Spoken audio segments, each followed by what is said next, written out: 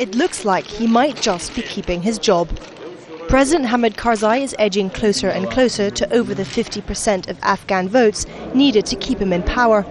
But there seems to be little faith abroad in the man who has ruled this country for the last 8 years. A slim lead and accusations of electoral fraud are raising questions about the legitimacy of his government, and the old allegations of rampant government corruption and an advancing Taliban are putting further pressure on the leadership of Afghanistan.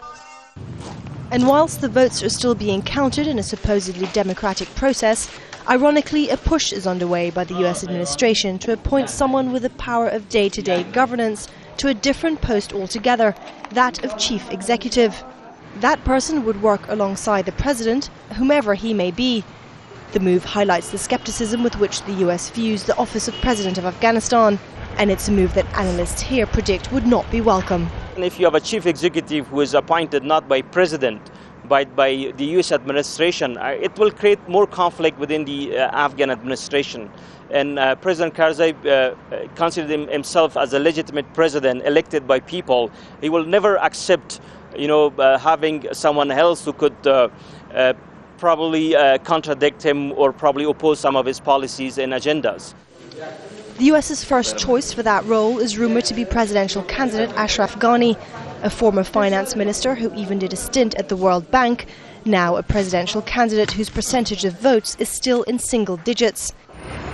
In the new initiative, it's not only power that would be diluted from the capital's politicians, money too.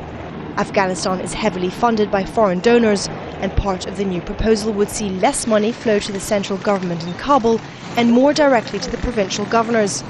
All moves that no one expects to be welcomed by the new Afghan government, but as they're heavily dependent on foreign financial and military support, the government may end up having little say in the matter.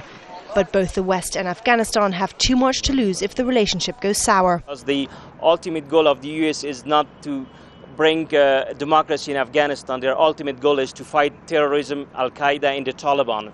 If Karzai undermines them in the fight against terrorism in Afghanistan and Pakistan, I think they will have no other choice than to collaborate with President Karzai. It's the new Afghan president who will ultimately make the final appointment of a US-recommended chief executive, if the role is approved. A compromise that may yet prove to have even more lasting consequences than the outcome of these elections. Stefanie Dekker, Al Jazeera.